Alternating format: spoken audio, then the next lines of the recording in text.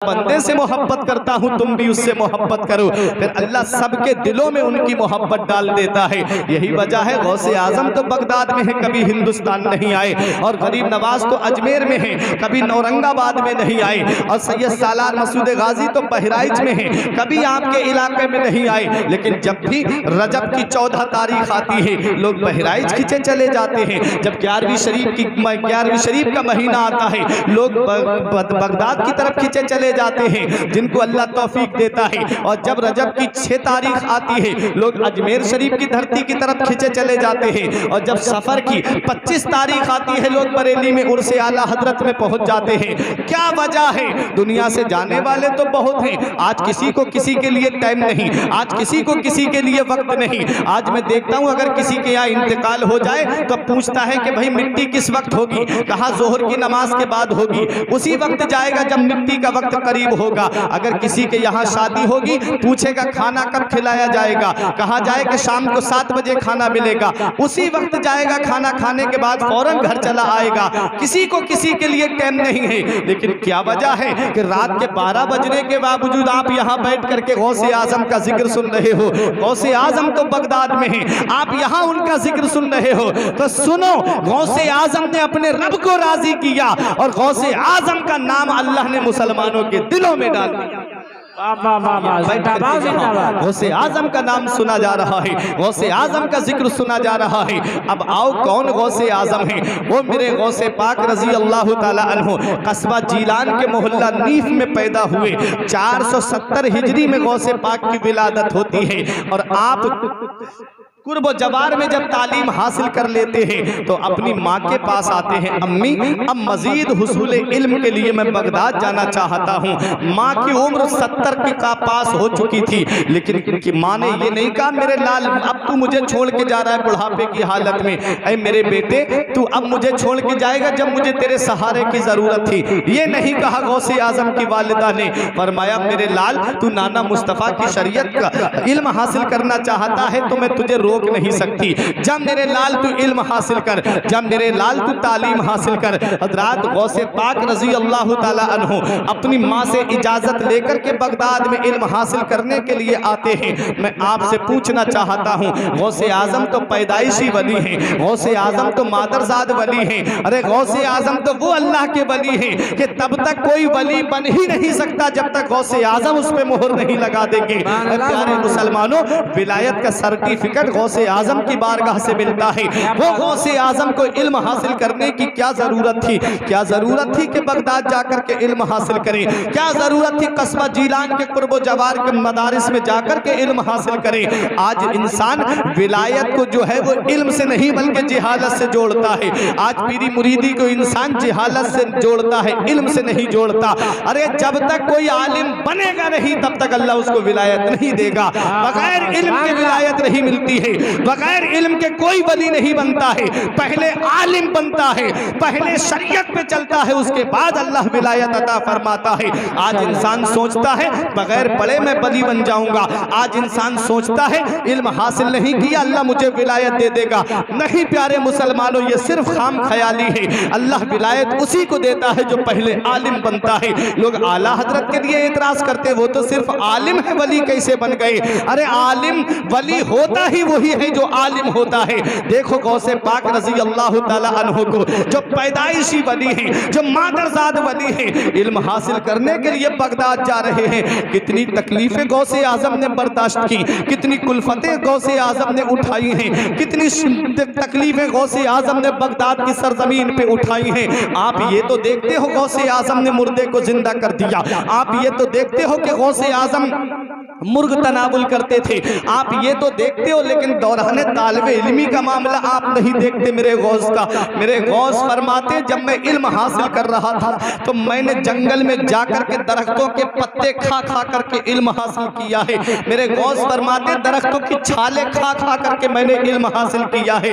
प्यारे मुसलमानों, ये विलायत का मकाम ऐसे ही नहीं मिल जाता। मेरे गौस खुद फरमाते दरस्तुल इल्म हत्ता सिरतु कुतबा, मैंने इतना इल्म हासिल किया है कि अल्लाह ने मुझे कुतुब बना दिया है। पता चला सरदारी इल्म इल्म से मिलती है, पता चला बुलंद रुतबा इल्म से मिलता है, पता चला बुलंद शान इल्म से मिलती है, पता चला बुलंद मकाम इल्म से मिलता है, पता चला बंदा फाइजुल मुराम होता है तो इल्म की वजह से होता है, पता चला बंदा तकर्रुबे इल्लाह की मंजिल पे गामजन होता है तो वो इल्म की वजह से होता है। इसलिए ऐ प्यारे मुसलमानों, अपने बच्चों को दीनी तालीम दो। ऐ प्यारे मुसलमानों, अपने बच्चों को दीनी तालीम दो। आज आप सोचते हो मेरा बेटा मौलाना बन जाएगा, क्या कमाएगा, 2000-3000 की तनख्वाह में उसका कैसे गुजारा होगा।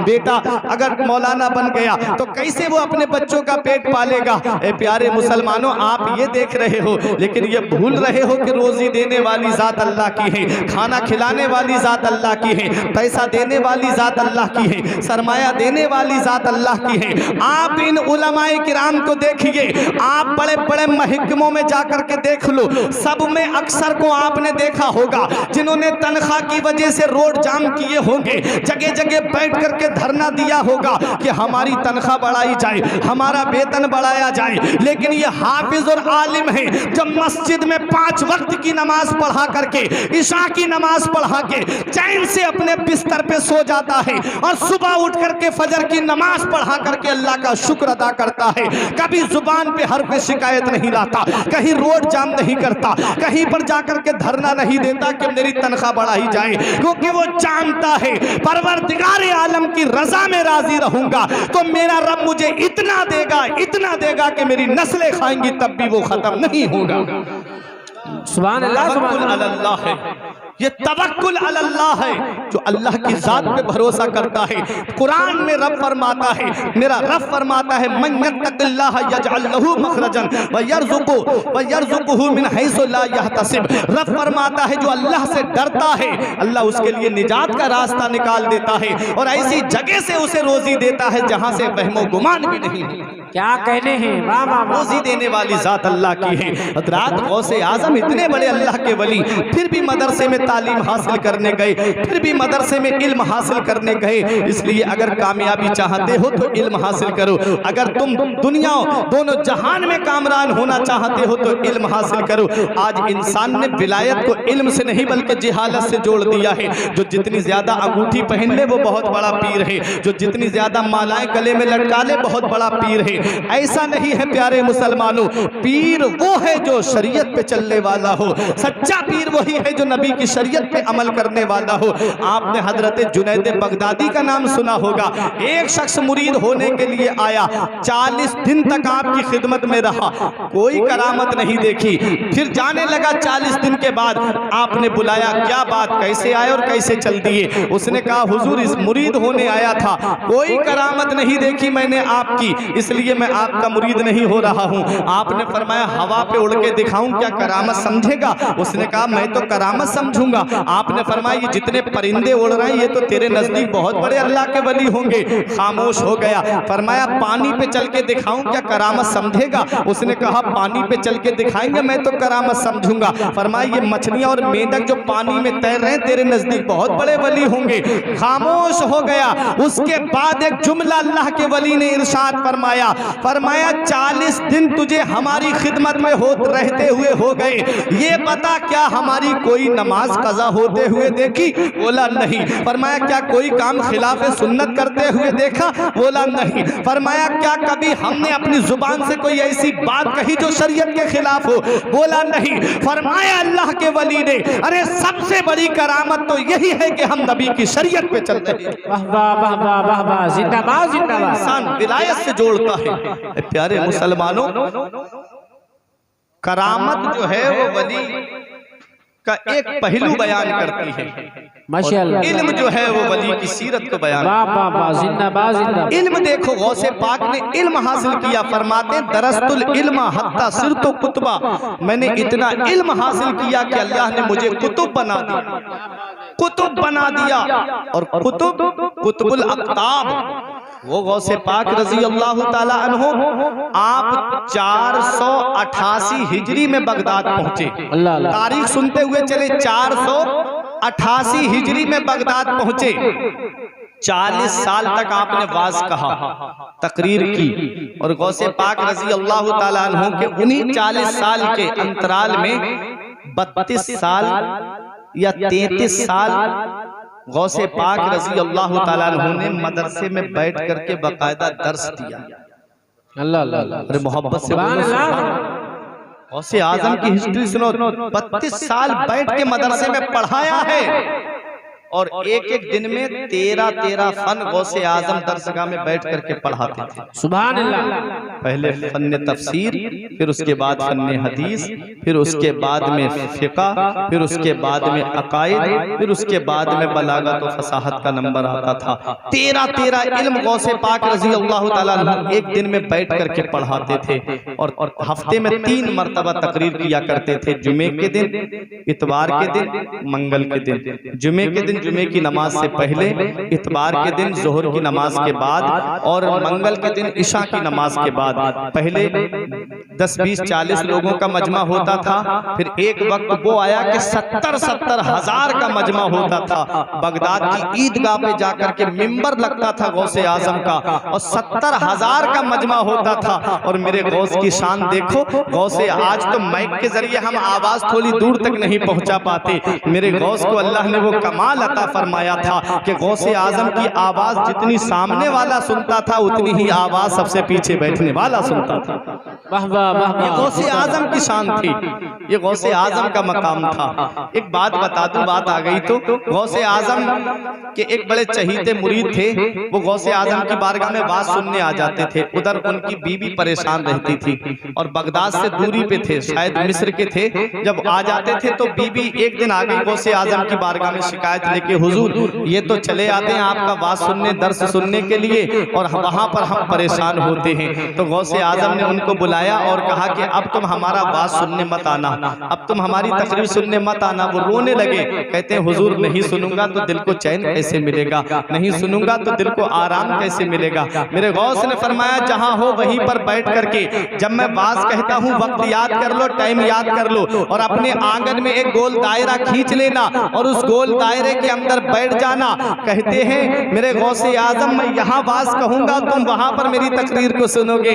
आज देख लो इंटरनेट के जरिए आज लोग इस बात को कहेंगे कि हम कैसे मान ले कि गौसे आजम का बात बगदाद में हो और लोग मिस्र में सुनते हो। तो आज लाइव जो प्रोग्राम चलता है, कहाँ लाइव चल रहा है और पूरी दुनिया में देखा जा रहा है, पूरी दुनिया के अंदर वो प्रोग्राम सुना जा रहा है। अरे जब इंसान के बनाए हुए इस मशीन का ये कमाल है तो बगदाद के गौसे आजम का कमाल क्या है। क्या कहने हैं। वाह वाह वाह वाह। समझाने के लिए बहुत से तरीके आज ऐसे राइज हो गए हैं। हजरात को सुने, जब जैसे ही गौसे आजम के वाज का वक्त करीब आता वो आंगन में बैठ जाते और बैठ करके कहते वाह सुभान अल्लाह अल्हम्दुलिल्लाह। घर वाले कहते ये पागल हो गया है, कोई कहते ये दीवाना हो गया है, इसको क्या हो गया कि ये आंगन में बैठ के हाथ चला रहा है। तो वो जब कहते कि क्या बात है तो कहते आ जाओ गोल दायरे के अंदर। जब गोल दायरे के अंदर आते तो वो भी गौसे आजम बगदाद में बात करते थे और वो उसको मिस्र में सुना करते थे। माशाअल्लाह। गौसे आजम की शान थी।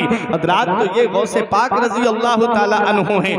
हर साल आपके मदरसे से 3000 के करीब आलिम निकल करके, ऐसे जय्यद आलिम, ऐसे अपने वक्त के बेहतरीन मुफ्ती जो जाकर के जगह जगह इस्लाम की खिदमत किया करते थे। हर साल 3000 आलिम गौसे आजम के मदरसे से फारिग होते थे।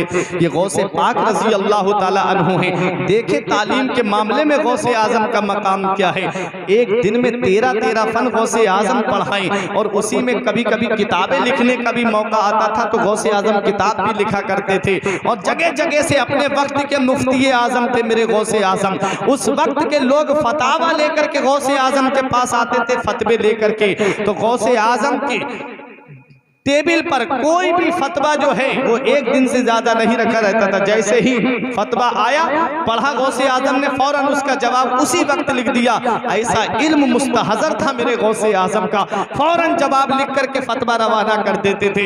ये गौसे पाक रजी अल्लाह ताला अन्हु हैं। फरमाते हैं दरस्तुल इल्म हत्ता सिरतु कुतबा, मैंने इतना इल्म हासिल किया कि अल्लाह ने मुझे कुतुब बना दिया। और वो मकाम अल्लाह ने गौसे आजम को अता फरमाया, वो मकाम अल्लाह ने गौसे आजम को दिया कि मेरे गौस फरमाते हैं शरीफ तुम फुजलती मिन बाद शुक्री, कि मेरा बचा हुआ तुमने पिया है मेरे बाद में। तमाम औलिया को मुखातब करके मेरे गौसे आजम फरमाते हैं कि अल्लाह की मारिफत का जाम पहले मैंने पिया है और मेरा बचा हुआ जाम तमाम औलिया किराम ने पिया है। और जिसने गौसे आजम का बचा हुआ जाम पिया है, जुनैद बगदादी ने पिया, अल्लाह ने सैयद ताइफा बना दिया। गरीब नवाज ने पिया, अल्लाह ने हिंदुस्तान का बादशाह बना दिया। साबिर पाक ने पिया, अलाउद्दीन अली अहमद ने पिया, अल्लाह ने साबिर कलियरी बना दिया। फरीदुद्दीन ने पिया, अल्लाह ने गंजे शकर बना दिया।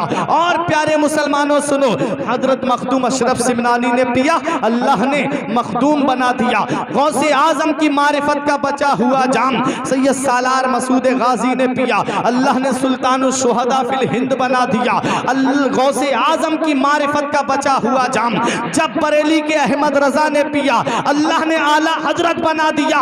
मुस्तफा रजा खान ने पिया, अल्लाह ने मुफ्ती आजम बना दिया।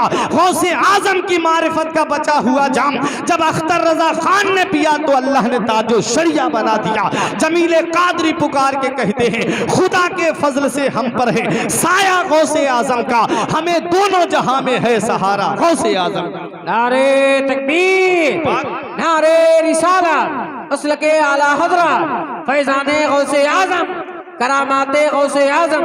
क्या बात है, सुभान अल्लाह। मेरे गौस फरमाते कसीदा गौसिया सुने और पढ़ें। फरमाते मेरे गौसे आजम, मुरीदी ला तखफ अल्लाह रब्बी, ऐ मेरे मुरीद मत डर अल्लाह मेरा रब है।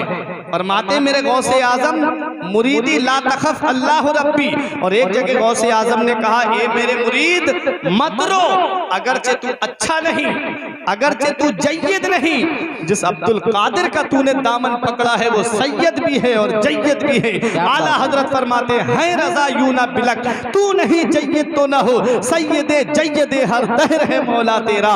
ये गौसे पाक रजी अल्लाह ताला अन्हु है। फरमाते मुरीदी ला तखफ अल्लाह रब्बी, ऐ मेरे मुरीद डरने की जरूरत नहीं है, अल्लाह मेरा रब है। मैंने आलम तसव्वुर में अर्ज किया, मेरे गौस हम कहाँ ना डरे, हमारे यहाँ का उसूल तो ये है, हमारे यहाँ का तरीका तो ये है, हमारे यहाँ का रिवाज तो ये है। अगर प्रधान जी कह दे मत डर तो मतलब है गांव में मत डर, अगर चेयरमैन कह दे मत डर तो मतलब है तहसील में मत डर, अगर मेंबर कह दे मत डर तो मतलब है कस्बे में मत डर, अगर विधायक कहे मत डर तो मतलब है जिले में मत डर, अगर सीएम कहे मत डर तो मतलब है सूबे में मत डर, अगर पीएम कहे मत डर तो मतलब है मुल्क में मत डर। ऐ मेरे गौसे आजम, हम कहाँ ना डरे? क्या अपने गांव में ना डरे? क्या कस्बे में ना डरे? क्या तहसील में ना डरे? क्या जिले में ना डरे? क्या सूबे में ना डरे? क्या मुल्क में ना डरे? तो गौसे आजम की बारगाह से जवाब मिलता है, तुबूली फिस समाई वल अर्दो दुक्कत। मेरे गौस फरमाते हैं,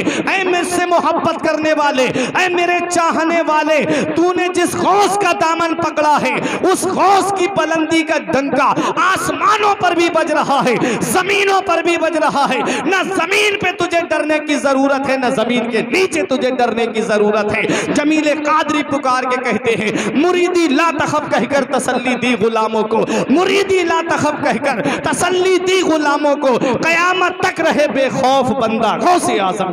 वाह वाह वाह वाह, क्या कहते हैं, जिंदाबाद जिंदाबाद। ये है मेरे गौसे आजम। कहाँ कहाँ देखोगे गौसे आजम को? गौसे पाक रजी अल्लाह ताला अन्हु की अजमत व शान बगदाद की जामा मस्जिद है, और बगदाद की जामा मस्जिद से वाज कह रहे हैं, तकरीर कर रहे हैं। गौसे पाक रजी अल्लाह ताला अन्हु ने अचानक से फरमाया, कदमी हाज़िही अला रक़बति कुल्ल वलिय्यिल्लाह। यही बात बता रहा हूँ, पॉइंट सुने, इसी के बाद तकरीर खत्म कर दूंगा। इसी को बताने के बाद फरमाते मेरे गौस, मेरा ये कदम हर अल्लाह के वली की गर्दन पे, सुभान, मेरा ये कदम हर अल्लाह के वली की गर्दन पे है। अब कदम के मामले में बहुत सारा इख्तिलाफ है, बाज़ ने कहा असली कदम है, बाज़ ने कहा कदम से मुराद इल्म है, बाज़ ने कहा कि कदम से मुराद मर्तबा है। अलग अलग रिवायतें बयान की हैं, हर माना गौसे आजम की जात में फिट आता है। गौसे पाक का मकाम बहुत बुलंद है। फरमाते हैं मेरा ये कदम हर अल्लाह के वली की गर्दन पे है। 50 औलियाए किराम ऐसे थे उस वक्त उस मजलिस में बैठे हुए जो बहुत बहुत बड़े मर्तबे पे फाइज थे। उनमें से 49 ने अपनी गर्दन ऐसे झुका दी कि पेशानी जमीन पे लगने वाली थी, झुका ली अपनी गर्दन। गौसे आजम हमारी गर्दन पे आपका कदम है। उनमें एक अल्लाह के वली जिनका नाम हजरत अली बिन अल-हेती है, उठे और उठने के बाद में गए गौसे आजम के पास में और गौसे पाक का कदम उठाया, अपनी गर्दन पे रख लिया। कहा मोहब्बत तो तब है कि मैं असले कदम को उठा करके अपनी गर्दन पे रख लूं। बहुत बड़े अल्लाह के वली हैं हजरत अली बिन हेती। इनके बारे में मैंने शबिस्तान रजा में नुस्खा देखा था कि अगर खटमल वगैरह काटते हो, मच्छर काटते हो और इनका नाम ले लिया जाए तो वो चीज काटती नहीं है। ये नुस्खा मैंने देखा था किताब में लिखा हुआ। इतने बड़े अल्लाह के वली खुद फरमाते हैं कि काली रात में काले पत्थर पर काली चींटी रिंगती हो और उसकी खबर अली बिन हेती को ना हो तो मेरा पित्ता पानी हो जाए। अल्लाह क्या कहते हैं कि ऐसा हो ही नहीं सकता कि काली रात में काले पहाड़ पर काली चींटी रिंगती हो और अली बिन हेती को पता ना हो।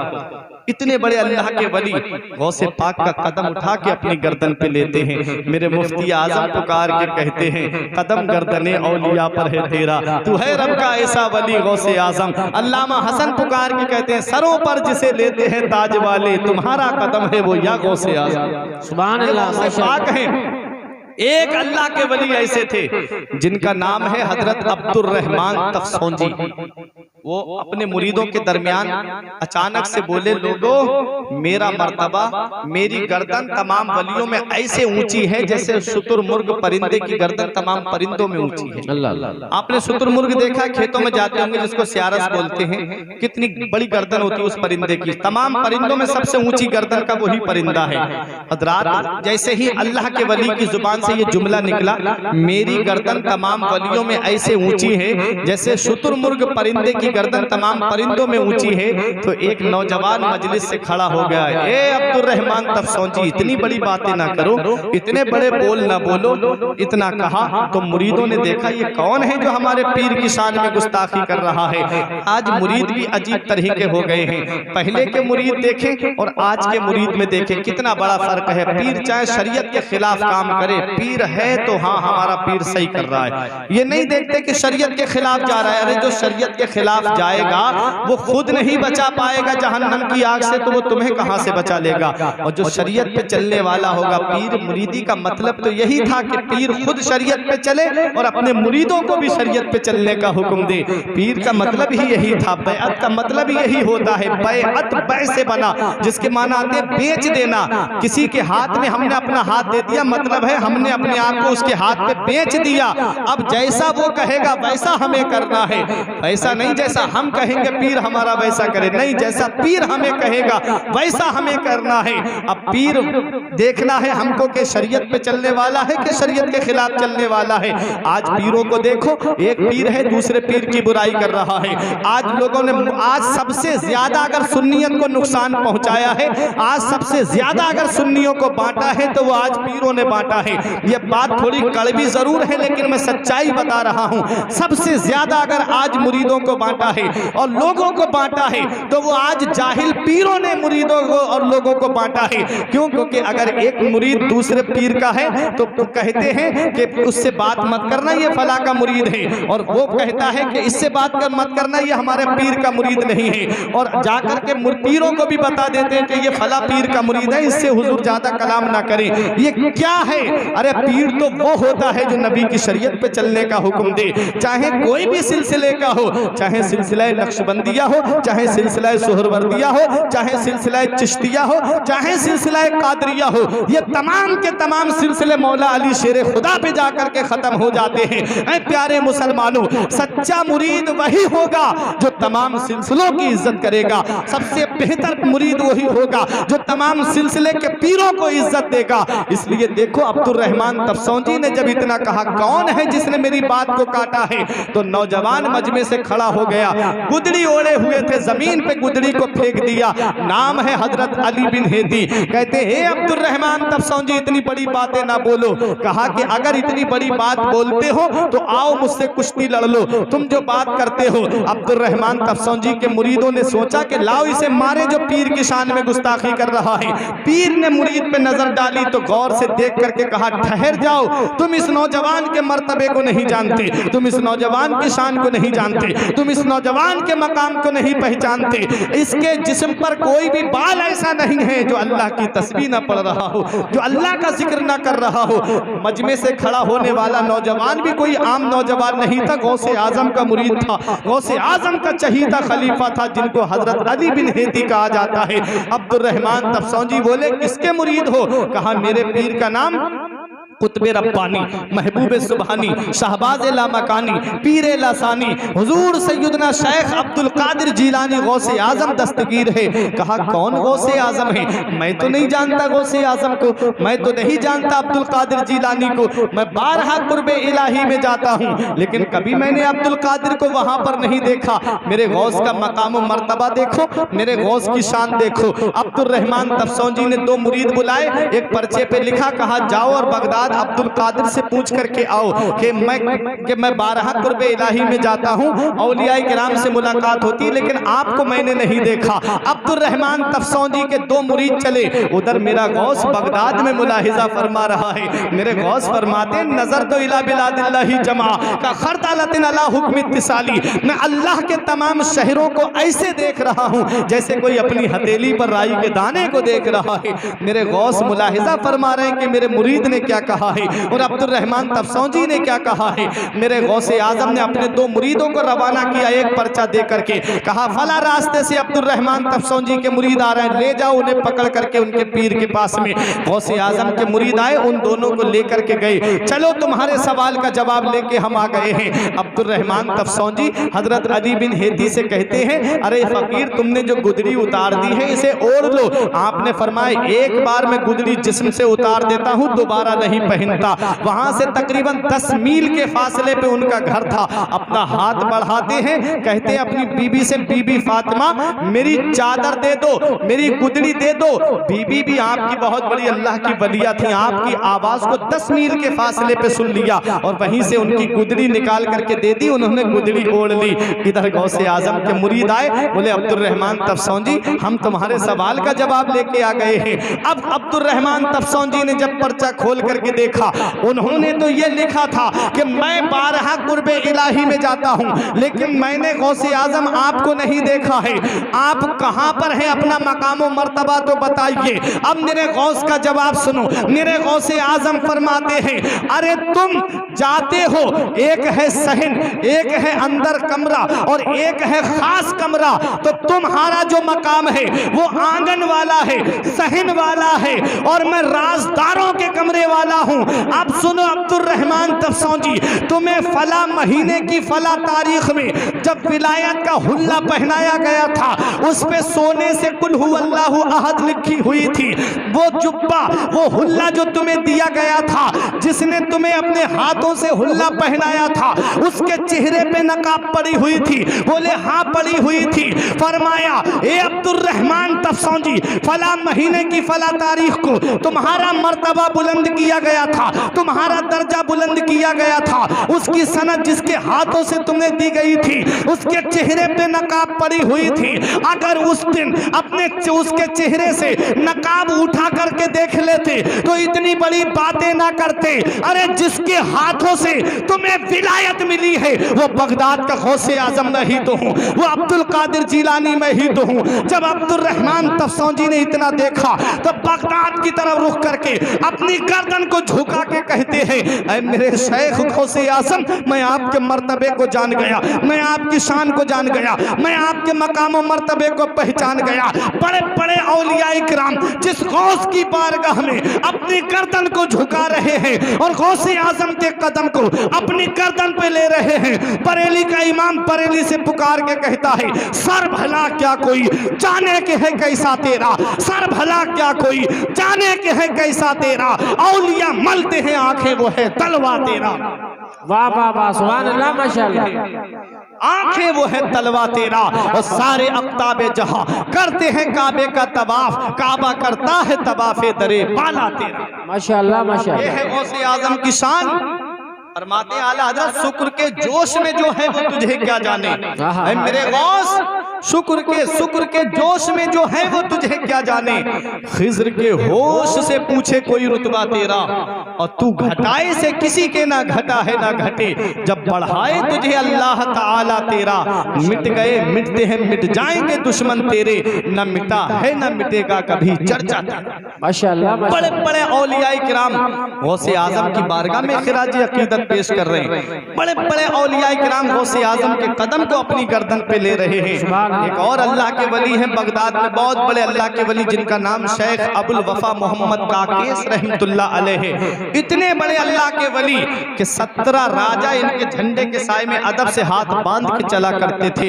हजरात शेख अबुल वफा जब निकलते थे तो राजा बादशाह अदब के साथ झंडे के साए में चले। कितने बड़े अल्लाह के वली होंगे। बगदाद में जब वाज कहते थे तो गौसे आजम ने अपने दोस्तों से कहा, चलो अल्लाह के वली का वाज सुनने चल रहे हैं, चलो अल्लाह के वली की तकरीर सुनने चल रहे हैं। आज हम जलसों में आते हैं तो मजे के लिए आते हैं। फला खतीब आया है, देखते हैं क्या बोलेगा, फला शायर आया है, देखते हैं क्या बोलेगा। ये नहीं देखते जलसा किस शख्सियत के नाम से है, ये नहीं देखते जलसे को निस्बत कौन सी जात से है। आज हम जलसों में अपने मजे के लिए आते हैं। मेरे गौस कहते हैं अपने दोस्तों से, चलो फला का वली का बात सुनने चल रहे हैं, नाना की हदीस सुनने को मिलेगी, नाना का फरमाने आली शान सुनने को मिलेगा, कुरान की आयतें सुनने को मिलेंगी। मेरे गौस जैसे ही मजलिस में दाखिल हुए, 18 साल की उम्र में गौसे आजम बगदाद पहुंचे थे तालीम हासिल करने के लिए। हजरात देखें गौसे आजम की जवानी का आलम था। जैसे ही गौसे आजम अल्लाह के वली जब बात कर रहे थे अंदर दाखिल हुए,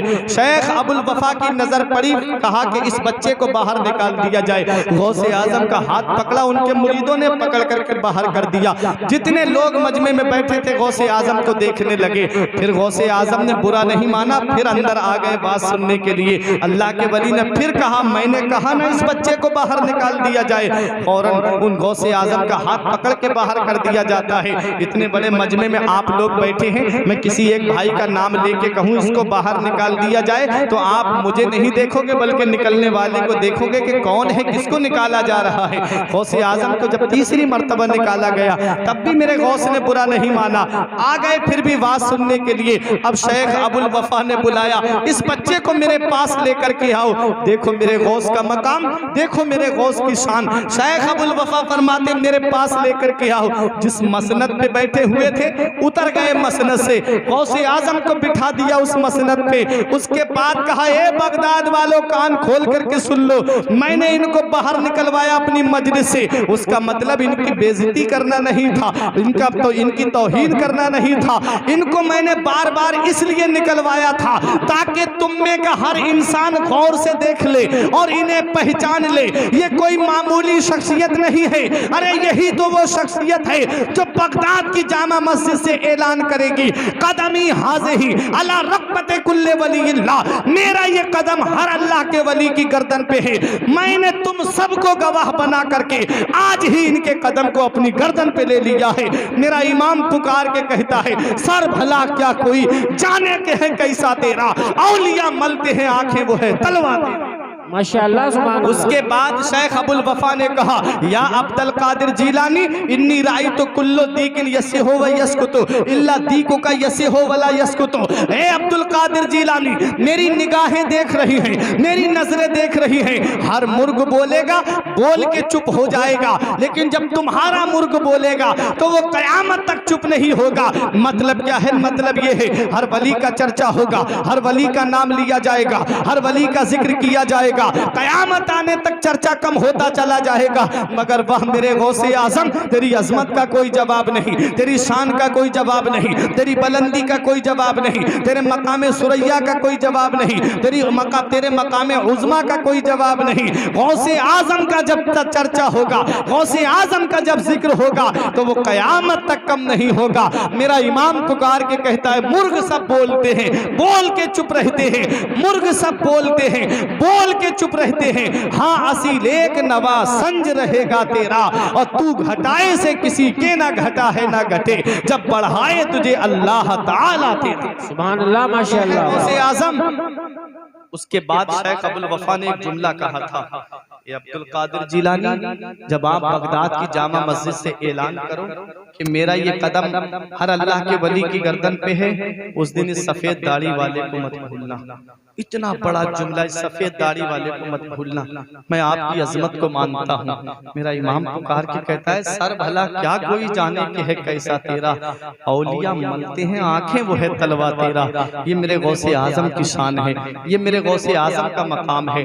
एक दिन गौसे आजम ने ये कसम खाई कि तब तक नहीं खाऊंगा जब तक अल्लाह अपने दस्ते कुदरत से मुझे नहीं खिलाएगा। कई दिन गुजर गए, आपके पीर और मुर्शिद जो है सैयद अबू सईद मखजूमी अलैहिर्रहमा, वो एक तबाक में खाना सजा करके लाए और कहा अब्दुल कादिर ये खाना खा लो।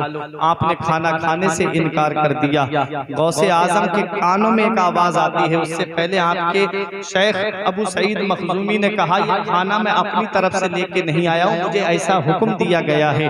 कहते हैं कि गौसे आजम के कानों में एक आवाज आई, या अब्दुल कादिर जिलानी बिहक़्क़ि अलैका कुल व बिहक़्क़ि अलैका इश्रब। ए अब्दुल कादिर जिलानी, तुझे मेरे इज्जत व जलाल की कसम तू खा ले, तुझे मेरे इज्जत व जलाल की कसम तू पी ले। जब गौसे आजम खाना छोड़ दे तो अल्लाह अपनी कसमें दे के गौसे आजम को खाना खाने का हुक्म दे। मेरा इमाम पुकार के कहता है, कसमें दे दे के खिलाता है पिलाता है तुझे, कसमें दे दे के खिलाता है पिलाता है तुझे। प्यारा अल्लाह तेरा चाहने वाला तेरा, प्यारा अल्लाह तेरा चाहने वाला तेरा। ये मेरे गौसे आजम है। कहाँ कहाँ देखो गौसे आजम को, गौसे आजम का मकाम और मर्तबा बहुत बुलंद है। बगदाद की जामा मस्जिद से ऐलान किया, मेरा ये कदम हर अल्लाह के वली की गर्दन पे है। उस वक्त ख्वाजा गरीब नवाज खुरासान की पहाड़ियों में चिल्ला काट रहे थे, इबादत कर रहे थे, मुजाहिदे में लगे हुए थे। कहाँ बगदाद और कहाँ खुरासान। गौसे आजम की आवाज जब गरीब नवाज के कान में पहुंची, आज का बदअकीदा कहता है कि कैसे गौसे आजम की आवाज पहुंच गई थी गरीब नवाज के कानों में। हमने कहा, क्या तूने कुरान नहीं पढ़ा कि जब हजरत इब्राहिम अलैहिस्सलाम ने काबे की तामीर की और जब काबा मुकम्मल तामीर हो गया तो अल्लाह ने हुक्म दिया कि अब पत्थर पे खड़े होकर के लोगों को इस काबे के तवाफ के लिए बुलाओ। पूरा वाकया कुरान में आया है। जब आप मकाम इब्राहिम पे खड़े हुए, वो पत्थर बुलंद होता चला गया और पहाड़ के बराबर बुलंद हो गया। इब्राहिम अलैहिस्सलाम ने उस पहाड़ पे खड़े होकर के कहा था कि उस पहाड़ पे खड़े होकर के इब्राहिम अलैहिस्सलाम ने कहा, ऐ लोगों आओ अल्लाह के घर के तवाफ के लिए आओ। अल्लाह ने आवाज को पूरी दुनिया में पहुंचा दिया। इब्राहिम अलैहिस्सलाम ने कहा, मौला मेरी आवाज पूरी दुनिया में कैसे पहुंचेगी? तो आवाज आती है, आवाज लगाना तुम्हारा काम है और पूरी दुनिया में पहुंचा देना परवरदिगार आलम का काम है। इब्राहिम अलैहिस्सलाम की आवाज को अल्लाह ने पूरी दुनिया में पहुंचा दिया। जो बाप की सुल्बों में थे वो बाप की सुल्बों से कह रहे थे लब्बैका अल्लाहुम्मा लब्बैका। जो माँ के रहमों में थे वो वहां से आवाज लगा रहे थे लब्बैका अल्लाहुम्मा लब्बैका। हजरात, एक मर्तबा जिसने लब्बैक कहा वो एक मर्तबा हज करने जाएगा। जिसने 2 मर्तबा लब्बैक कहा वो 2 मर्तबा हज करने के लिए जाएगा। जिसने 3 मर्तबा लब्बैक कहा वो 3 मर्तबा हज करने के लिए जाएगा। इब्राहिम अलैहिस्सलाम की आवाज को अल्लाह ने पूरी दुनिया में पहुंचा दिया। तो इब्राहिम अलैहिस्सलाम के गुलाम शेख अब्दुल कादिर जिलानी की आवाज को कदमी हाज़िही अला रब्बते कुल्ले वलील्लाह, मेरा ये कदम हर अल्लाह के वली की गर्दन पे है। और औलिया अंबिया के मजहर होते हैं। अंबिया किराम से मोजज़ात का सुदूर होता है और वलियों से करामतों का सुदूर होता है। और मेरे गौस फरमाते हैं हर वली किसी ना किसी नबी के नक्शे कदम पे होता है और मैं मदीने वाले मुस्तफ़ा के नक्शे कदम पे हूँ। हजरात, तो गौसे आजम की आवाज़ को अल्लाह ने पूरी दुनिया में पहुँचा दिया। गरीब नवाज खुरासान की पहाड़ियों से ऐलान करते हैं, ऐ मेरे गौसे आजम, आपका कदम सिर्फ मेरी गर्दन पे ही नहीं है बल्कि मेरे सर पे भी है, मेरी आंखों पे भी है, मेरे दिल पे भी है। बरेली के इमाम की नजर, मुफ्ती आजम की नजर पड़ती है तो पुकार के कहते हैं, ये दिल ये जिगर है, ये आंखें ये सर है, ये दिल ये जिगर है, ये आंखें ये सर है, जहां चाहो रखो कदम गौसे आजम, सुभान अल्लाह, माशाअल्लाह, क्या जहां बात है। चाहो रखो कदम गौसे आजम। हज़रात गौसे आजम का मकाम और मर्तबा बहुत बुलंद है। गौसे आजम की शान बड़ी बुलंद बाला है। गौसे आजम ने जब ये कहा मेरा ये कदम हर अल्लाह के वली की गर्दन पे है, ख्वाजा गरीब नवाज रजी अल्लाह ताला अन्हु ने कहा, ख्वाजा गरीब नवाज रजी अल्लाह ताला अन्हु ने कहा, क्या कहा कि मेरे सिर्फ गर्दन पे ही कदम नहीं है बल्कि मेरे सर पे भी है, मेरी आंखों पे भी है, मेरे दिल पे भी है। तो मेरे गौस ने फरमाया गयासुद्दीन का बेटा सबकत ले गया, गयासुद्दीन का बेटा सबकत ले गया। फरमाया जालतु का सुल्तान अल हिंद या मुईनुद्दीन, ऐ मुईनुद्दीन तुमने जो मोहब्बत का इजहार किया है कि सिर्फ मेरे गर्दन पे नहीं मेरे सर पे भी है, मेरी आंखों पे भी है, मेरे दिल पे भी है, तो ऐ मोइनुद्दीन जाओ हमने तुम्हें हिंदुस्तान का बादशाह बना दिया। क्या बात है, सुभान अल्लाह। बगदाद के गौसे आजम से तमगा मिला के जाओ हमने तुम्हें हिंदुस्तान का बादशाह बना दिया। इसीलिए शायर कहता है कुर्सी पे कोई भी बैठे राजा तो मेरा ख्वाजा है। बाबर अपने से बादशाह बना नाम मिट गया, हुमायूं अपने से बादशाह बना नाम मिट गया, शाहजहां अपने से बादशाह बना नाम मिट गया। लेकिन क्या वजह है कि 800 साल गुजरने के बाद भी कोई भी हुकूमत हो पहले चादर गरीब नवाज की बारगाह में पहुंचाती है, फिर उसके बाद में कुर्सी पे बैठती है। क्या वजह है? क्योंकि सब जानते हैं कि कुर्सी पे कोई भी बैठे राजा तो मेरा ख्वाजा है। इस हिंदुस्तान पे जिसकी हुकूमत चल रही है वो अजमेर के गरीब नवाज की हुकूमत चल रही है। ऐ प्यारे मुसलमानों, तो गौसे आजम को ये मकाम कैसे मिला, गौसे आजम को ये मर्तबा कैसे मिला, गौसे आजम को ये शान कैसे मिली? तो सुनो, हर बेटे की कामयाबी में उसके वालिदैन का हाथ होता है, हर बेटे की कामयाबी में उसके माँ बाप का हाथ होता है। आज माँ बाप जो है वो औलाद को अच्छी तरबियत नहीं देते, आज माँ बाप जो है वो औलाद को अच्छी तालीम नहीं देते। यही वजह है कि वो बुढ़ापे में आंसू बहाते हैं कि मेरी औलाद मेरे काम नहीं आ रही है। गौसे आजम के जरा माँ बाप को तो देखिए, गौसे आजम के वालिदैन की क्या शान है। गौसे आजम पैदा ही ऐसे घराने में हुए हैं। नाना देखो हजरत अब्दुल्ला सौमई, बहुत बड़े अल्लाह के वली। गौसे आजम के वालिद शेख अबू स्वालेह मूसा जंगी दोस्त, बहुत बड़े अल्लाह के वली। आपकी फूफी आयशा बहुत बड़ी अल्लाह की वलिया, आपकी वालिदा उम्मुल खैर फातिमा बहुत बड़ी अल्लाह की वलिया। ऐसे वलियों के गुलशन में गौसे आजम की विलादत होती है। हज़रात जरा देखें, माँ बाप की जरा शान तो देख लें। गौसे आजम के सिर्फ एक सेब खाया था, गौसे पाक के वालिद ने, भूख लग रही थी, दरिया में आ रहा था, भूख की वजह से आपने थोड़ा सा सेब खाया, अंदर से दिल ने ज़मीर ने झंझोड़ करके कहा, ए अबू स्वालेह क्या कर रहे हो? इस सेब का कोई मालिक होगा और उस मालिक की बगैर इजाजत के तुमने सेब खा लिया। ये तकवा था, ये परहेजगारी थी। प्यारे मुसलमानों, जब वो कराहत वाला सेब अंदर गया तो रोने लगे कि कल कयामत में अगर मुझसे इसके मालिक ने बदला मांग लिया तो मैं कहां से दूंगा। कई मील का सफर पैदल किया और एक बाग में पहुंचे। वहां जाकर के एक बुजुर्ग से मुलाकात हुई थी। उन बुजुर्ग ने कहा था कि माफ तो कर दूंगा लेकिन तुम्हें मेरे बाग की रखवाली करना पड़ेगी। कई साल तक बाग की रखवाली की। उसके बाद में एक बात बता दूं गौसे आजम के वालिद की। एक दिन अबू स्वालेह मूसा जंगी दोस्त बाग रखा रहे थे। अब्दुल्ला सौमई के कुछ दोस्त आ गए, कहते हैं फल खिलाओ अपने बाग के। जब फल ला करके दिए तो जिस फल को खाएं कोई फीका निकल जाए, कोई फल खट्टा निकल जाए। कहते हैं कैसा नौकर तुमने बाग में रखा है जिसके पता भी नहीं है कि कौन सा फल मीठा है और कौन सा खट्टा है। तो अब्दुल्ला सौमई ने कहा, बेटा क्या तुझे पता नहीं है कौन से पेड़ पे मीठा फल आता है, कौन से पेड़ पे फीका फल आता है? तो गौसे आजम के वालिद का जवाब सुनो, फरमाते पता उसे होता है जो खाता है। मैंने तुम्हारे बाग का एक भी फल चख करके नहीं देखा है। मेहमान कहते हैं कैसी बात कर रहा है? तब अब्दुल्ला सौमई ने कहा, तुम इसका मर्तबा नहीं जानते, तुम इसकी शान नहीं जानते, तुम इसकी रिफात नहीं जानते। मैं जानता हूं। एक दिन सख्त आंधी और तूफान आया था, मैं रात में निकला, मैंने देखा सब लोगों के बाग के फल जमीन पे आ गए थे और ऐसी आंधी में, ऐसे तूफान में ये नौजवान मेरे बाग में चराग रख करके कुरान की तिलावत कर रहा था, इसका चिराग नहीं बुझा था और सबके बागों के फल जमीन पे थे, मेरे बाग का एक फल भी जमीन पे नहीं गिरा था। ये गौसे आजम के वालिद की शान है। जब बाप नेक होता है तो औलाद नेक होती है, जब माँ नेक होती है तो औलाद नेक होती है, जब माँ बाप परहेजगार होते हैं तो औलाद भी परहेजगार होती है। इसीलिए प्यारे मुसलमानों, जब माँ फातिमा होती है तो बेटा नेज़े पे चढ़ के कुरान सुनाने वाला हुसैन होता है, और जब माँ उम्मुल खैर फातिमा होती है तो बेटा बगदाद का गौसे आजम होता है। माँ जब माह नूर बीबी होती है तो बेटा गरीब नवाज होता है।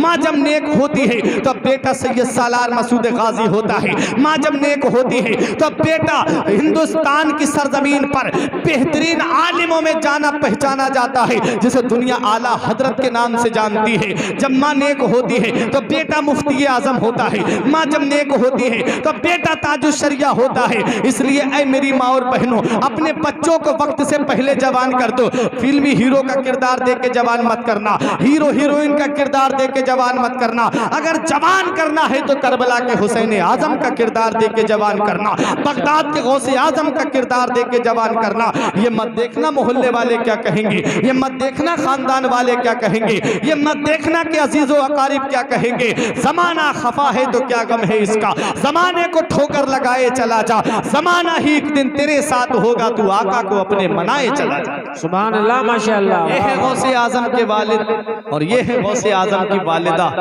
तारीख बताती है जब गौसे आजम इल्म हासिल करने गए बगदाद, उसके बाद अपनी माँ का चेहरा नहीं देखा, नहीं देख पाए। एक बार दिल में ये शौक पैदा हुआ था, जब लोग गए थे बगदाद तो पूछा मेरी माँ का क्या हाल है। कस्बा जीलान के थे तो कहा कि अभी कुछ दिन पहले तो हमने देखा था लेकिन अब नजर नहीं आई हमको। तो गौसे आजम सोचे कि कहीं ऐसा तो नहीं मेरी माँ का इंतकाल हो गया। तारीख में मिलता है कि गौसे आजम आए पैदल सफर करके रात का, और करने के बाद में अपने घर के दरवाजे पे पहुंचे तो अंदर दरवाजा खटखटाया तो अंदर से माँ ने कहा कौन है। कहा माँ तेरा बेटा अब्दुल कादिर आया है। तो माँ ने कहा बेटा तू क्या करने के लिए आया है। कहा माँ तेरा दीदार करने के लिए आया हूँ। तो गौसे पाक की माँ ने कहा बेटा पहले जिस काम के लिए तू गया है, नाना मुस्तफा की शरीयत को हासिल करने गया है, पहले तू इल्म हासिल करने गया है मेरे लाल, पहले इल्म हासिल करके आ, फिर उसके बाद में मुझसे मुलाकात करना। गौसे आजम की वालिदा ने कहा मेरे लाल अब मैं बुढ़ापे की उस दहलीज पे पहुंच गई हूँ, अब तू मेरा चेहरा देखेगा तो मेरी मोहब्बत में पड़ने नहीं जाएगा। अब तू मेरा चेहरा देखेगा तो तू मेरी मोहब्बत में अभी इल्म हासिल करने नहीं जाएगा, इसलिए मेरे लाल मैं दरवाजा नहीं खोल सकती। बहुत इसरार किया, रोने लगे गौसे आजम, लेकिन माँ ने दरवाजा नहीं खोला। रोते हुए वापस आ गए मेरे गौसे आजम, लेकिन माँ को याद करते रहते थे गौसे आजम।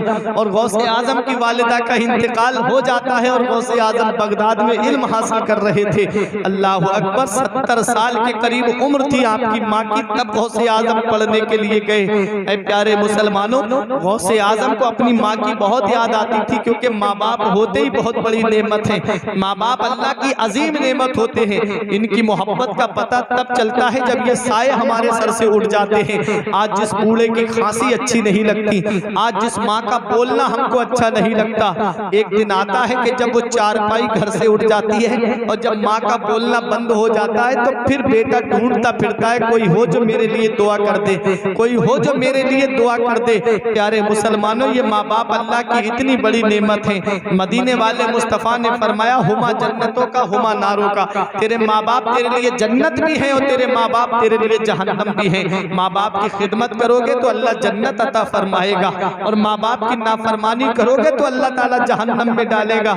यमन के एक नौजवान सहाबी आए आका की बारगाह में, बहुत अहम रिवायत बयान करने जा रहा हूँ मेरे भाइयों। जब आए यमन के नौजवान सहाबी, आका अब मैं आ गया हूँ, अब आपकी बारगाह से वापस नहीं जाऊंगा, अब मैं अपने घर वापस नहीं जाना चाहता, जितनी जिंदगी है आपके कदमों में गुजारूंगा, जितनी जिंदगी है अब आपकी बारगाह में रह करके काटूंगा। मेरे नबी ने इरशाद फरमाया, मेरे सहाबी क्या तेरे माँ बाप हैं? उसने कहा हाँ या रसूल अल्लाह मेरे माँ बाप मौजूद हैं। नबी ने फरमाया तेरे माँ बाप को पता है कि तू मेरी बारगाह में आया है? अर्ज करते हैं हाँ या रसूल अल्लाह, मेरे माँ बाप को पता है। नबी ने फरमाया तुम्हारे माँ बाप को ये पता है कि अब उनका बेटा उनके पास वापस नहीं जाएगा?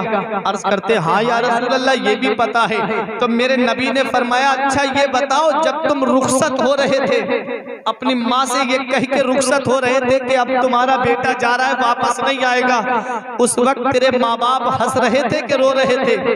कहते आका एक दूसरे के गले मिलकर के फूट फूट करके रो रहे थे। मदीने वाले मुस्तफा के जिस्म में झुरझुरी पैदा हो गई। आका उठे और इरशाद फरमाए इरजे इलैहिमा फअदहिकहुमा कमा अबकैतहुमा। मदीने वाले मुस्तफा फरमाते मेरे सहाबी वापस चला जा, वापस लौट जा, जैसे उन्हें रुला के आया है वैसे हंसा दे, वो वहां खुश हो जाएंगे। मदीने वाला मदीने में तुझसे राजी हो जाएगा। आज औलाद माँ बाप को छोड़ के चली जाती है, आज औलाद माँ बाप से दूर रहने लगती है। ये नहीं देखती माँ के 3 एहसान ऐसे हैं कि बेटा पूरी जिंदगी उसका कर्जदार रहता है। 3 एहसान ऐसे हैं माँ के कि बेटा पूरी जिंदगी माँ का कर्जदार रहता है, पूरी जिंदगी उन 3 एहसानों का बदला नहीं चुका सकता। एक एहसान क्या है? उसने 9 महीने तुमको अपने शिकम में रखा, 9 महीने अपने शिकम में रखा। आज 1 किलो का पत्थर या 2 किलो का पत्थर तुम्हारे पेट से बांध दिया जाए और कहा जाए सोना भी इसी के साथ है। जैसे हजरत उमर फारूक आजम का वाकया है कि उनके पास में एक बूढ़ी औरत आई और आके रोने लगी, कहती है हुजूर मेरा बेटा मुझे बहुत सताता है। उमर फारूक आजम ने उसके बेटे को बुलाया और बुलाने के बाद में आपने उसके पेट पे 2-3 किलो का पत्थर बांध दिया और कहा जा, खाना भी इसी पत्थर के साथ खाना है, अगर हाजत से जाएगा तब भी ये पत्थर तेरे पेट से खुलेगा नहीं, सोने जाएगा तब भी ये पत्थर तेरे पेट पे ही बंधा हुआ रहेगा। अल्लाह अकबर। जब वो गया तो 2-3 दिन काटना करने पड़ गए, रोने लगा। माँ के पास आया, माँ कह दे कि मेरे पेट से ये पत्थर हटा दे। उमर फारूक आजम के पास जब आई खबर तो थोड़ा और वजन बढ़ा दिया, 3 किलो के करीब वजन कर दिया। अब वो और परेशान हो गया, रोने लगा। माँ तू ही कह सकती है तभी मेरी ये तकलीफ दूर हो सकती है। उमर फारूक आजम ने बुलाया और बुलाने के बाद में उस नौजवान से कहा तू 2-3 दिन तक इस पत्थर का वजन नहीं उठा पाया, तेरी माँ ने तो तुझे 9 महीने अपने शिकम में लेकर के तुझे कैसे लेकर के जीना चढ़ी होगी, कैसे लेकर के तेरा घर के कामकाज किए होंगे, कैसे लेकर के घर के कामकाज माँ करती है। ऐ प्यारे मुसलमानों, आज इंसान माँ बाप के एहसान को नहीं जानता।